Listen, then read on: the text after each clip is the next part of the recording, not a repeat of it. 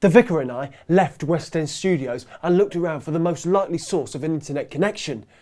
"If only you had not spilled tea on my laptop," the Vicar reminded me before adding, "International cargo, I think," and walked into the freight unit next door. Regular Vicar watchers will not be surprised to learn that less than 5 minutes later, he'd successfully commandeered one of their offices, complete with an aging PC to access the internet, and had also gained something of an audience admiring their exotic visitor from the studio next door. It was one of those moments when you feel this sudden surge of power just following in his wake, like Hugh Hefner must feel when he snaps his fingers and 50 women instantly drop their bikinis. Nor did he disappoint in his duty to put on a show for his audience. When he first walked into the room, he'd picked up a newspaper, a tabloid newspaper, and tut-tutted at the headline news about a recent rampage by England football fans. "They will break panes of glass and smash the windows of coaches and also knock you down without the slightest compunction," he quoted from the top of his head. "Would anyone be interested to know what that is?" "It is a description of an English football match," he paused for effect. "In the 18th century. Is it not reassuring to know that we are not going to the dogs? We have always been there." He turned and smiled politely to his audience, who would immediately look away and pretend to be actively engaged in some other form of gainful employment. A little bit like a playground game of grandmother's footsteps. "The tavern is rather worshipped than the church. Gluttony and drunkenness is more abundant than tears and prayers." He paused again. "The Archbishop of Canterbury speaking in 1562. You see, things are not as bad as they seem. They are worse than that. They are also better than that. Unfortunately, thuggery is something we English do well. Unlike sex, as Dorian Paxman points out in his excellent book, The English. How we reproduce is one of the mysteries of the Western world." This comment produced the desired level of tittering. We typed in the URL that the girl had given us, www.whatif.com/BillyG, and were waiting for the computer to make an archaic dial-up connection. What kind of international cargo business doesn't have broadband? That one day the internet may truly become an information superhighway, but right now there are still places where it's more like, in the Vicar's words that day, "a traffic jam in the bra of a New York drag queen. Painfully slow and crammed full with rubbish that no one wants." A young guy had asked the Vicar if the music industry was incestuous. What a strange question. Do you mean musically or sexually? I'm probably the wrong person to ask. Jack Holtzman, the founder of Elektra Records, used to claim that pre-AIDS and at the height of antibiotics, if you made a family tree of who fucked who in the business, it would be pretty much solid black. That is why the whole industry could never get up in the morning. More quiet chuckles. I'm not the perfect person for such anecdotes, but I do recall a story about Warren Beatty, the famous womanizer, who was confronted by a woman he had been chasing at an industry party. She turned around to him and said, "Warren, I have fucked him, him, him, him, and him. And I am never going to fuck you." Poor Warren was apparently downcast for weeks. General laughter. If you ask me if that is true to my experience of 3 decades of jumping in and out of vans, travelling the world, playing and recording music in the most unlikely and inappropriate venues, then I would have to say that it is. The site eventually appeared. Click here, Billy G exposed. A window popped up inviting us to download a song, and the Vicar clicked on the icon. It would seem that I can finally stop spouting elephantosities and we may actually have some music to play you, although the sound on these computers is normally appalling. It downloaded painfully slowly.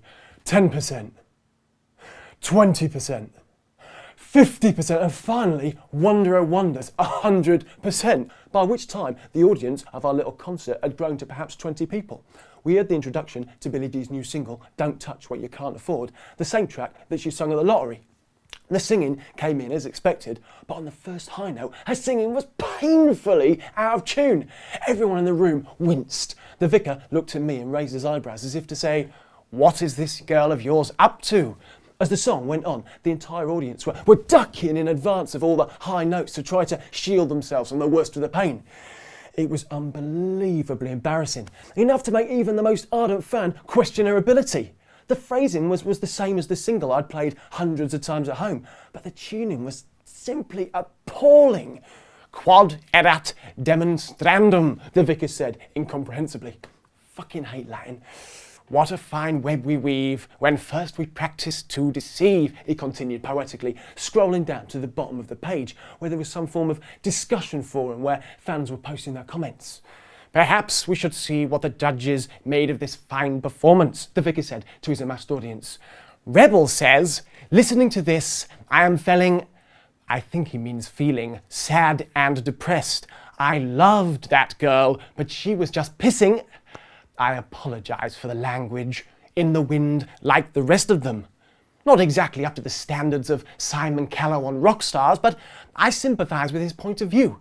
He cleared his throat. Water Bottle, a more intriguing web handle, says, God, she's the pits. Anyone want to buy my collection from me before I throw it in the trash? He looked at the gathered crowd. If anyone wants to buy some cheap CDs, probably from America, given the reference to trash, Water Bottle's your man. Or woman.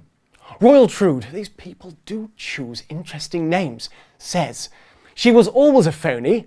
Anyone who could make such a fuss about lip-syncing had to be hiding something. A case of methinks the lady doth protest too much from Royal Trude. There might be something in that. Finally, Raging Bull says simply, anyone for a lynch mob. A little severe, although I would agree that singing of that kind should probably carry a mandatory custodial sentence, or possibly an optional frontal lobotomy. Enough, he said, closing the programme. We have taken up far too much of these good people's time. Now, if someone would like to give me a large invoice for the time I've spent on your computer, I will be happy to see that Richard Breamore pays it. Someone gave him a piece of paper and a pen. Oh no, you do not want my autograph. I am not that famous, and I only ever signed my own work. He pushed it away. No, really, have punks. Here's the drummer with the Hellboys. I, of course, would have been happy to sign, but the paper and pen had mysteriously disappeared. The vicar was impatient to get back to the studio. It would seem, Punk, that Billy G has been pulling the lamb's wool over everyone's eyes, and someone is out to expose her. I think it is high time that we went to meet the young lady in question, and I asked her some very direct and painful questions. He turned and smiled to me. Although I still doubt this case will change my deep-seated conviction that anything can be settled over a good cup of Earl Grey tea. That boy's not cool. He's got ears the size of diamonds, broken nose and a twisted face, with a voice that. And now, our third and final flashback. Sing along. I think you should know the tune by now. Lassie number 3, my hand is on the knee. Roll her over, lay it down and do it again. When it's over, in the clover, she'll knee you in the groin and leave you doubled over in the pathetic heat wave. The inch which she activates. Doesn't quite scan, does it? Oh well. Check this out. The vicar tells me that this mellotron plays the whole of the Beatles intro. Note the one-finger style.